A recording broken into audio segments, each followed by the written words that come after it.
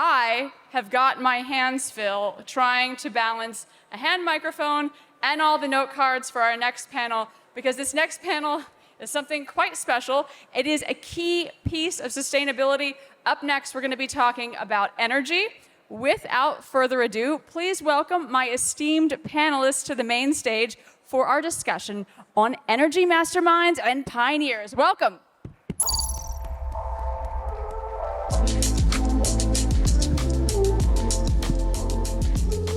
I love that music. I feel like it just sets the mood. Like, we're going to talk about energy. Let's take a little poll of the audience. Who is working in an energy or an energy-related field? Okay, a couple of people. Good, good. I'm actually relieved that not too many people raised their hands, because I am going to just confess right away I'm not an energy expert. So if we can just keep the discussion at like an accessible level, I've got energy masterminds and pioneers. If you do me the kindness, keep it down here and not up here. So this panel is meant to showcase some of the pioneering ideas in the energy space. We're going to talk about ongoing innovation. We're going to talk about different technologies. We'll also be looking at startup and scale-up dynamics, the financing piece. The money is really important. And we're also going to look at the political and economic framework. To kick things off, I am going to give my esteemed panelists each 1 minute to introduce themselves. Hold them accountable, 1 minute, okay? They promised me they're going to keep it tight. And they're going to tell me who they are, what they're doing, and why they chose to work within this field of energy or to work in financing startups in energy. Okay, go ahead. Yeah, hey everybody, I'm Markus. I'm a professor in laser and plasma physics at the University of Technology in Darmstadt, but also the chief science officer of a fusion startup, Focused Energy.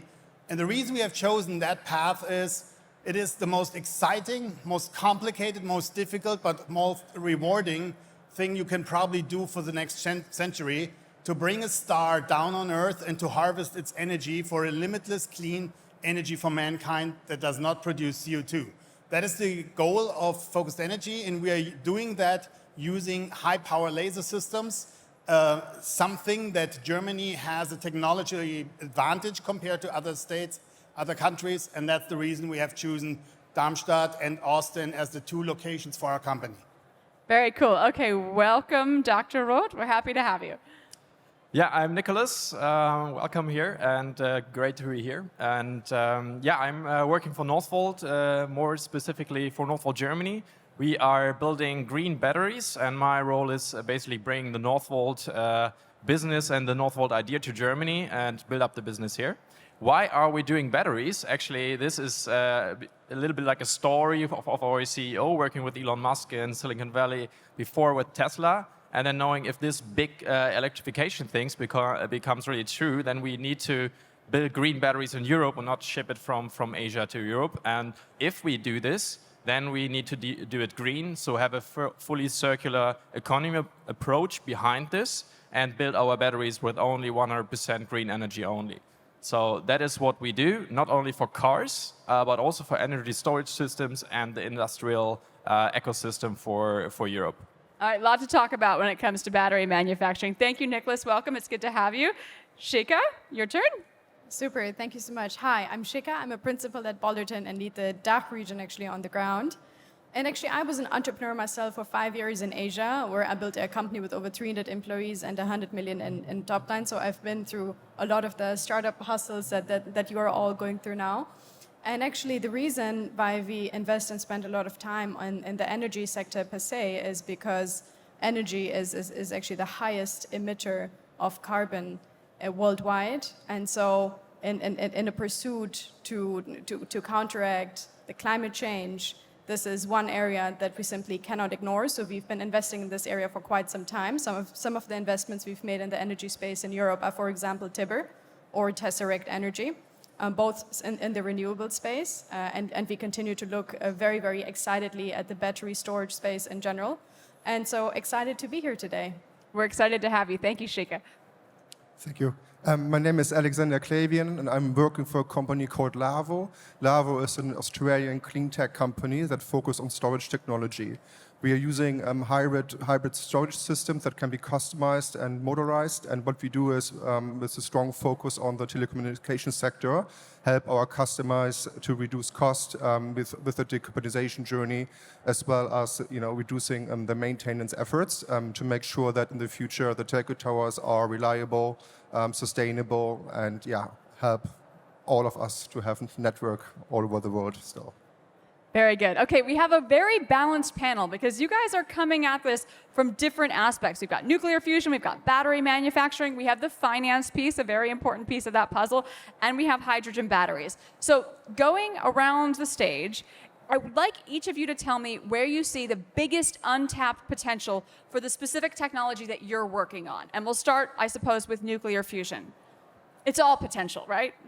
Yeah, right now it's basically all potential because look, every time humans have discovered a new source of energy, that was the step where they made big progresses in their societies. Went from wood to coal to oil to nuclear. Every time we discovered a new energy source, there was progress. And fusion is the biggest and yet still untapped energy source in the universe. It's the engine of all the stars. If we can tap into that energy, it will be a final game changer for mankind. Okay, climate game changer sounds pretty promising. Nicolas, no pressure. Yeah, so I see battery technology as generally as an enabling technology, such as AI or semiconductors for the decarbonization of the next decade and of course further. And batteries cannot only be put in cars, as I already said, it's also for different kinds of applications. And if we use them correctly, we can not only solve mobility issues, we can also solve stability topics. We already heard it. Stability of the grid is even as important as if we are putting more renewable energy in, as decarbonizing a mobility sector, for instance. So there is a lot of potential, also new technologies, not only lithium-ion, which the focus is right now, but a lot of dynamic in this R&D areas for batteries right now.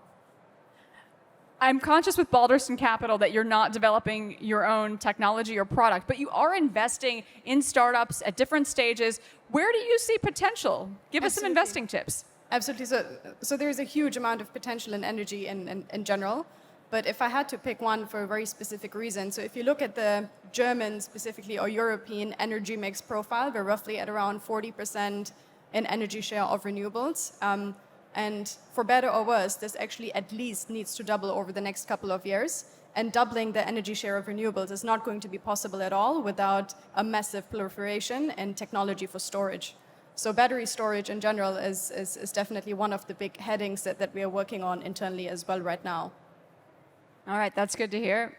Alexander, tell us a little more about hydrogen batteries. Yes, so our main focus is, and this is where we see the use cases, is the long duration storage. Whether it's remote but long duration or we need a lot of power, we believe that hydrogen has a huge role to play, and where are the benefits overweigh the one of lithium batteries. So this is why we're focusing on the combination of both in some instances. But also when it comes to transport of hydrogen, this is a use case that is still in early stages, but long-term, obviously a case that also needs to be further explored and ensuring that this becomes more efficient. So this is where we see ourselves. Okay, let's look into the future. It's you choose, 2030, 2040, 2050. Where is nuclear fusion? So within 2030s, we believe that we have built the first demonstrator that demonstrates that not only fusion does work, but also it produces that amount of energy that not only you can commercialize it, but you can commercialize it with a price for electricity that is compatible on the world market. In 2040, we believe we have the first power plants on the grid to provide the first megawatts and probably gigawatts of energy. This will not directly change at that moment climate change, and therefore one should not use fusion as an excuse not to invest in the renewables now. But by the 2050s, we hope that we have hundreds of these power plants worldwide, not only to decarbonize our current society, but also to serve as an energy source for green hydrogen, for batteries, for the fuel that we need. For example, to keep up the world trade, which is currently run by ships, and we have to make huge amounts of e-fuels to provide energy for these ships to keep the world trade afloat. Otherwise, you would go back to sails or to nuclear reactors for ships. That is what I do see in the 2050s, where fusion will be. Nicolas, do you want to say something? Yeah, I love that you say you're producing green energy for the batteries of the future. So we need that for sure, because batteries are super much connected to the general ecosystem of energy generation, as I just said. And I think when it comes to the 2030s, so I mean this decade right now, it's for Northvolt and for other battery manufacturers like important to just build up the ecosystem, especially in Europe, to get the foot on the ground, to build the knowledge, to build the technologies, to supply the first batteries and the gigafactories, to build a footprint, right?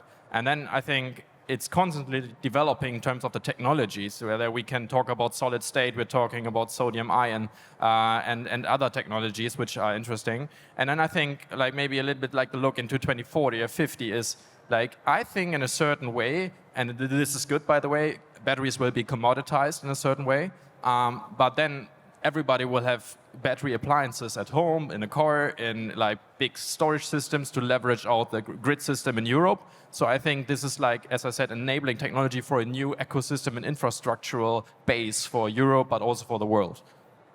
Shikha, how does that affect how you're thinking about future investing, future strategies? Walk me through your thoughts about this. Sure. That's a really big one, but I'll try to keep it as short as possible. And remember, down here. Yeah, so I mean, if you look at the immediate targets or concerns for 2030, we definitely think that securing lithium supply for the electrification of the economy is actually going to be a very, very big theme, and super interested to your thoughts on this as well. So we actually think by 2030, investing into technology that really effectively recuperates lithium from existing batteries as they come to the end of the life will be incredibly important, because the way the forecasts look now, we cannot meet the demand of electrification and batteries from just the lithium that is available today from natural sources. So I think in the immediate term, that's going to be, you're smiling. So in the immediate term, well, next 5 to 6 years, that's going to be a big theme. And then ultimately to hopefully get to a place by 2040 or 2050 where we reach penetration of renewable energy of over 90%.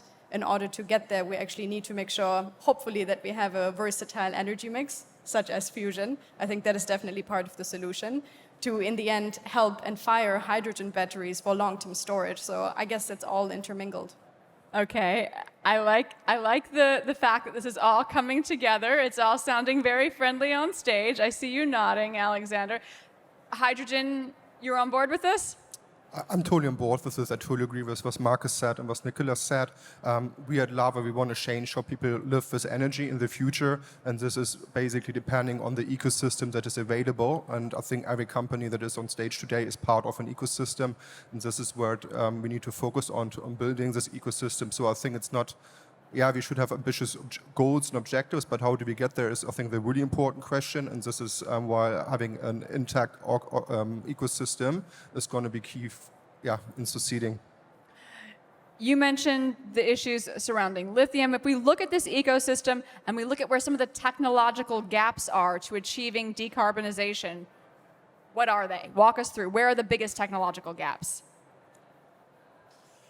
I think, of course, for fusion, the biggest technology gap is after in 2022, we have demonstrated for the first time that fusion does work and can produce energy with an experiment in the United States. That we have to show that we can bring this technology to a point where you can operate a fusion power plant with an efficiency and with a throughput that you can actually produce energy to the required specifications like price for electricity, safety, and reliability. And we have some scientific issues on that part, but also, of course, we have to invest heavily in technology. We have to ramp up the ecosystem, especially in Germany. As, for example, in our approach, we are using high-power lasers. Germany has one of the most powerful industries in optics. We have our industrial partners like Zeiss, Schott, Trumpf, Heraeus, all these companies we are working with, but they need to ramp up their individual capabilities in order to bring that to the level where we can actually make them useful in a power plant. Alex, did you want to say something? No. Okay, sorry. I couldn't tell if that was a nod or just an intense look of compensation. You guys should feel free to jump in at any point. I don't want to go around and be like, and now you talk about it, and now you talk about it. So if you have something to say, jump in. I will do you a favor and Yes. combine what these two Yeah. just said. So I pretty much agree. Of course, there is like technology gaps which needs to be closed also for Yeah. batteries. The thing is that when it comes to batteries, everybody wants to increase energy density. So how far can I drive with my car? How much can I store so that aviation shipping becomes more important? Or like interesting for these technologies. Yeah. So that's one part, like the technology gaps of the future. But I think technology is something what you can always solve with very motivated and like people who are good educated in the end. I think the bigger topic is how to build the ecosystem and how you build the supply chains. And we talked about lithium. It's about not only doing the fancy tech stuff, it's also building hardware right now. We see this at Northvolt. It's factories you need to build. It's like power systems you need to build. It's not an e-commerce app, basically. It's something where you need a lot of people to build these new structures. It's training of these people who have done other stuff in the past. And this is like big societal like changes you need to also manage with these technologies coming up.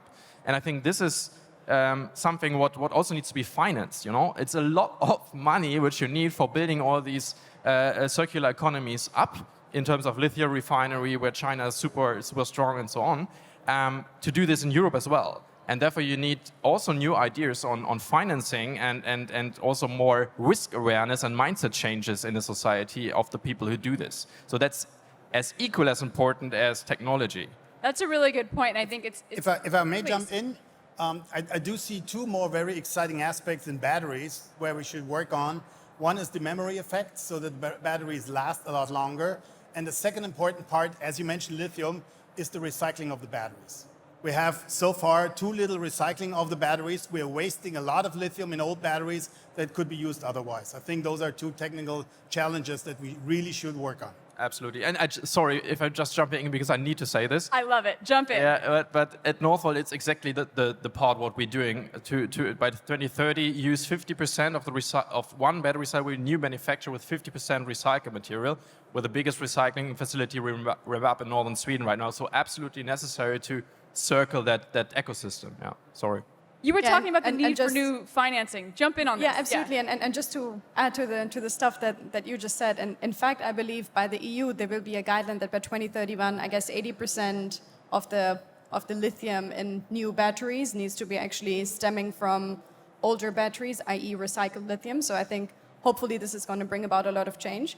But I would similarly agree to what you said. I think the true bottleneck is not ideas. I think there are plenty of ideas out there, especially in Europe, because I see Europe as a massive hub for talent and technology in general. Happy to chat about that later. But the true bottleneck, I believe, is going to come in on the financing side, probably on the energy financing, project financing side, and how to make sure that sufficient capital and low interest capital actually reaches the companies to finance such big endeavors as a large plant that may cost north of $250 million to really finance it. That's sort of tangible money, and that's something that potentially VCs aren't equipped for or are not focused on.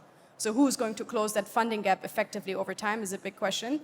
And so rather than really asking, is technology the bottleneck or where technology is going to be the bottleneck, I believe the bottleneck, similarly like you said, is in financing and in the distribution, i.e. infrastructure, which I think is going to be very relevant also for how you progress with hydrogen. So absolutely. So our technology can be recycled. 99% can be recycled. So this would be a huge advantage. On the other hand, you have some trade-offs when it comes to efficiency, energy efficiency, etc. So I think if you look at certain technologies, I think every technology has a role to play, and it's really about the specific use case where we want to use a certain technology. And since there's so many use cases out there, since we don't have enough green energy, to example, in Germany, I think we still have at this stage to explore further and develop all areas until maybe one technology one day, whenever this day might come, it might be superior. But I think we're really, really far away from that. And I think building up the ecosystem and the supply chains, etc., is therefore highly important. You guys are all in different stages of development. Focus Energy, you're working on this fundamental research stage, right? LAVO, you're in the market run-up stage. Northvolt, you're scaling up. Balderton Capital, you're across all the stages. I wondered if each of you could share what are the challenges for your particular stage, for where you're at now. What's the hardest thing, and like what's one thing you would wish for besides money? But obviously money is always going to be a big one.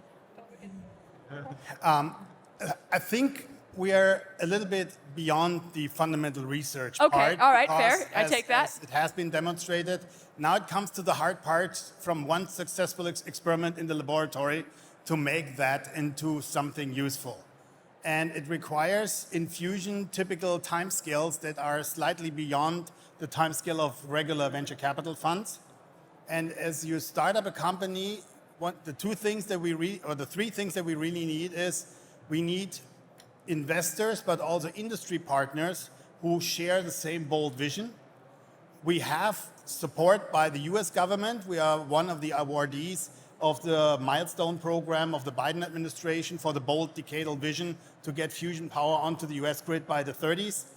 We have a new initiative come from the German government, federal government, but we need that to be accompanied by visionaries also in family office and industry, especially the German industry, who is a little bit, let's say, hesitant at this point to invest in such a thing. Why? Why do you think that is? It is a new and demanding technology and has, compared to existing technology like solar cells or wind, it has a longer time scale. And some of the companies are looking for short-term revenue. And they are a little bit, hesitant to invest in something that is addressed $1 trillion market at the end. That is one of the things. The second big thing is we need people. We need people. That's one of the reasons I still keep my professorship at the university, because plasma physicists, laser scientists, engineers, we need a lot of those. And not talking just for Germany, but for Europe and North America. We have a huge demand of skilled engineers and scientists that is currently not matched what the universities get out. Go ahead, LAVO. I just want to add what Markus said in terms of challenges. One big challenge is certification based on the regulations. So if you bring a new technology like hydrogen to markets, it's a really long process. You need the experts. I think there's a lot of, let's say, that could be improved, speeding up the process, and also having the people available, like you said, who can facilitate and help with that. I think this is a big gap. I think the whole industry is facing when it comes to hydrogen, for example, in Germany and Europe. So I didn't hear the last part. Is this a specific Germany-Europe phenomenon? Yes, yeah, yes. Europe I think this is, yeah. Northvolt, what's been your experience? I mean, the biggest challenge basically is to right now scale these big factories and have the people to ramp this up. And one of the biggest challenges always in this situation to do it right and to do it fast in the same combination here.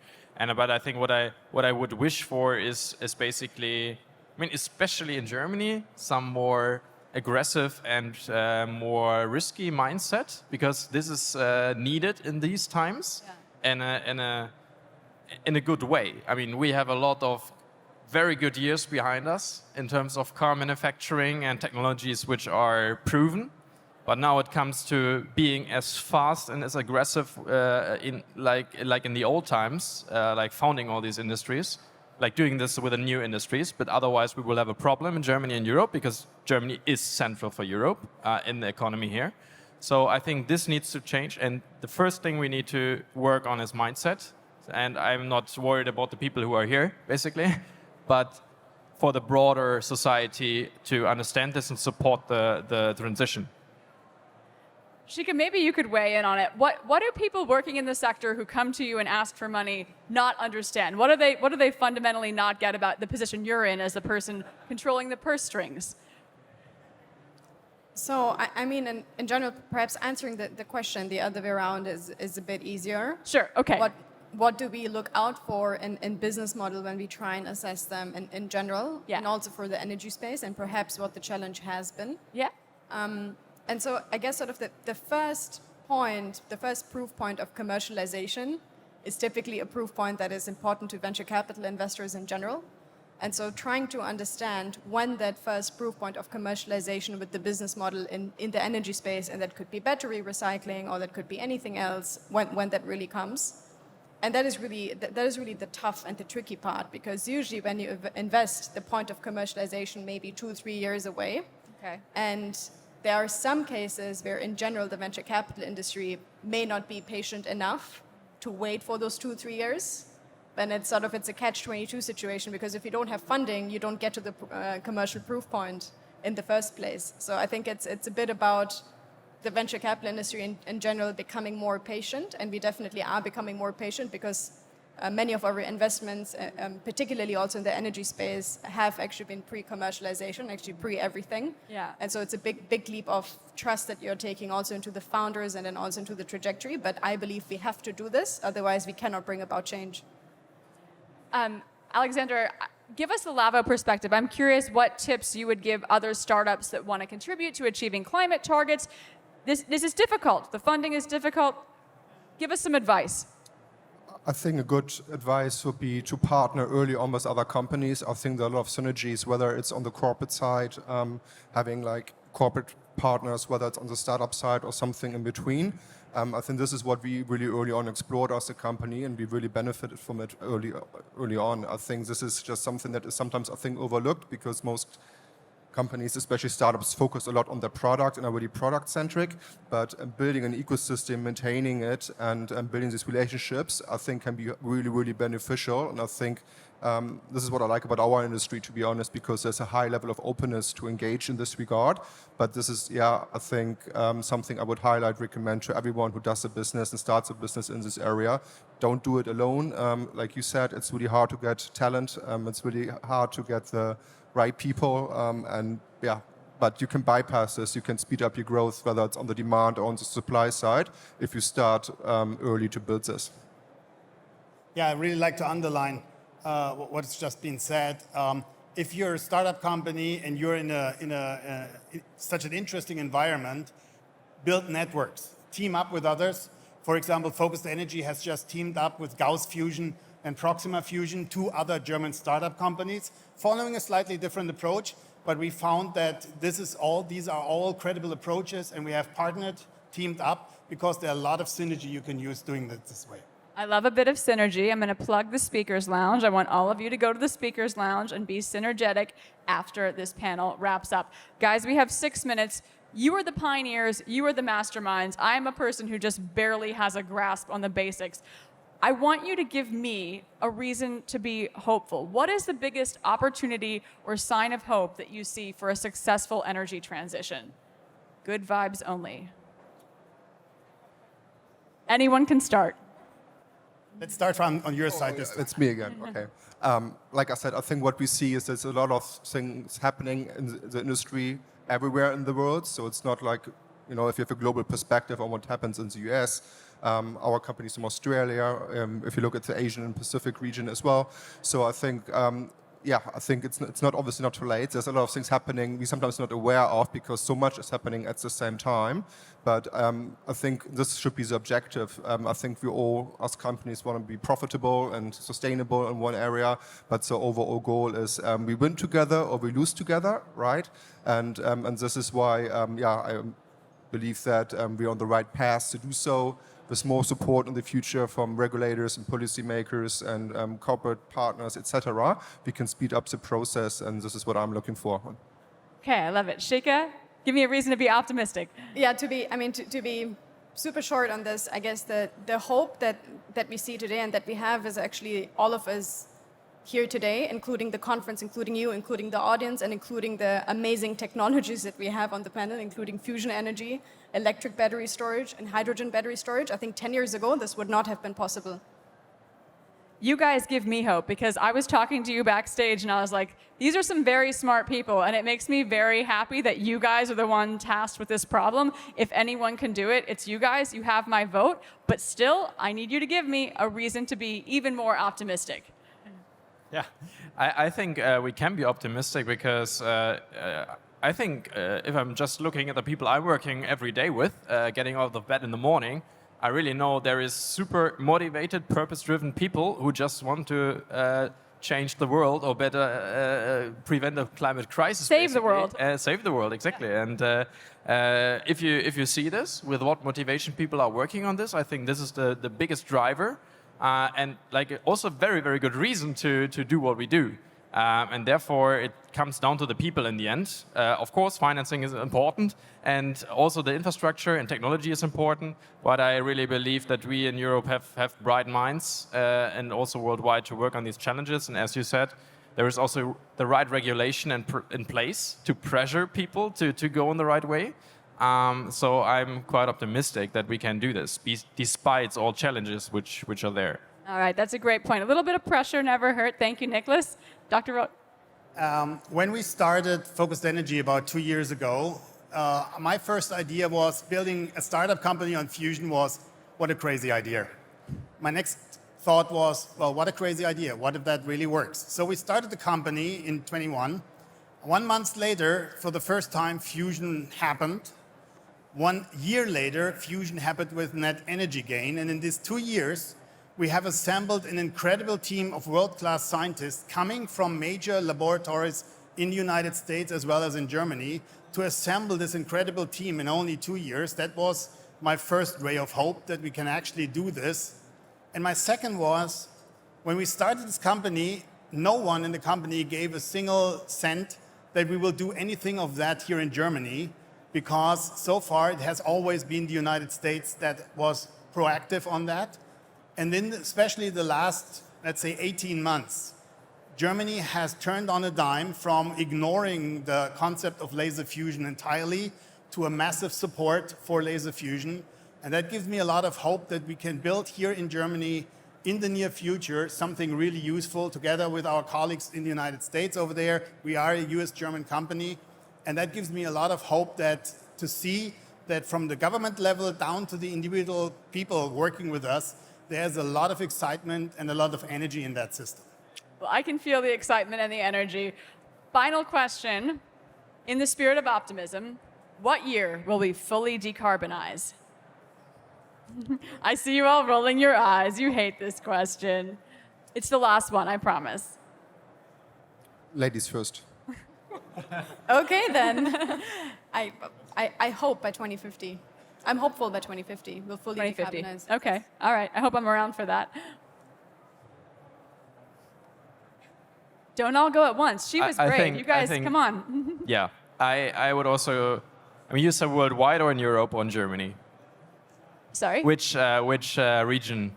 I'll let you choose. You can just specify within your answer what Okay. you're... I would go in Europe also around 2050. Okay. I hope also. If I'm looking to other parts of the world, it depends a little bit on the regulation and the abilities to get the right resources to make it happen. But for Europe, 2050. 2050? When we're talking about climate change, we're talking about something globally. So we have to see when we are decarbonizing the world. And to be fully honest, I doubt that we will ever be able to do that.